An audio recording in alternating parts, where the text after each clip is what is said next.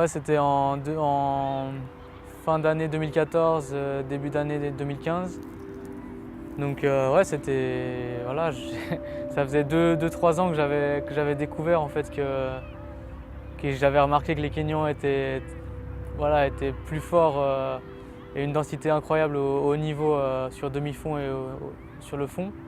Donc voilà, j'avais ensuite fait des recherches et j'avais entendu parler d'Iten et voilà. Et je pense que dans tous les sports, il faut s'inspirer des meilleurs et c'est ce que j'ai voulu faire en allant là-bas.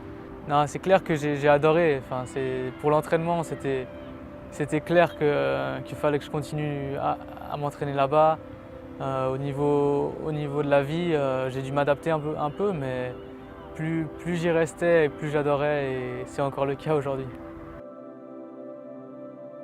Bah, je reste suisse, hein, ça c'est clair, mais maintenant je peux dire que je vis là-bas plus que je vis en Suisse. Et voilà, mais je ne vais pas changer ma nationalité pour autant et je ne vais pas devenir Kenyan pour autant.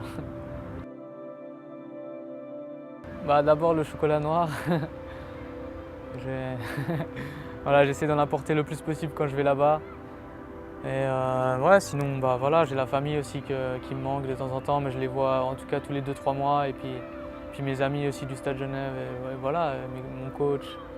Mais comme je l'ai dit, je retourne quand même assez régulièrement en Suisse, donc au final, c'est pas un gros problème. Non, bah, c'est ce que je disais, ouais, à Genève maintenant je me suis rendu compte que, enfin surtout où j'habite, c'est pas le top pour s'entraîner. Bon, quand je suis là-bas, je suis tout seul. Mon groupe d'entraînement du Stade Genève sont très forts pour les 800-400 mètres, mais pour le plus long, je suis tout seul, donc c'est difficile.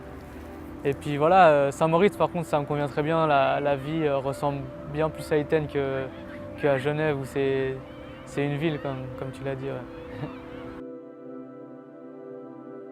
Franchement, au risque de me répéter, c'est qu'ils n'ont pas de limite. C'est vraiment ça, ils ont pas de notion de temps ou quoi que ce soit. Donc pour eux, ils s'entraînent et leur seul but, c'est d'être le meilleur. Et donc ça, c'est une grosse différence avec les Européens qui se fixent plein d'objectifs, entre guillemets des paliers, enfin, ce qui parfois est pas mauvais, mais qui au final se limitent mentalement et limitent leur performance. Ouais. Je dirais peut-être de temps en temps la rigueur, un peu plus de rigueur. Par exemple, voilà, on va s'entraîner dans toutes les conditions.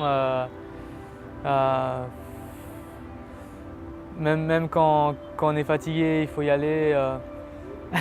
Je dis ça, mais c'est à double tranchant parce que c'est pas toujours le juste. Mais enfin, en tout cas, moi dans ma tête, j'ai beaucoup de mal à ne pas y aller quand je me sens pas bien. Et du coup, je pense que c'est d'un côté ce qui m'a emmené à un très haut niveau, mais d'un côté ce qui parfois m'emmène peut-être au-delà et qui me pousse peut-être en surentraînement parfois. Ouais, moi j'ai pris beaucoup de ce que font les Kenyans, mais c'est vrai qu'avec mon coach on ajoute aussi le travail de force, de musculation et renforcement général que très peu de Kenyans font.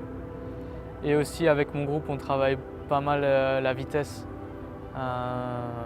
ce que aussi assez peu de Kenyans font. Ouais, souvent, une fois par semaine, j'ai un demi-jour de repos en tout cas. Donc souvent, ouais, comme je vais à Eldoret manger un bon restaurant indien ou chinois ou n'importe quoi, mais voilà, m'aérer un peu l'esprit. Et ensuite, si j'ai l'occasion, aller dans un hôtel et aller au jacuzzi ou au sauna pour relâcher un peu les tensions musculaires.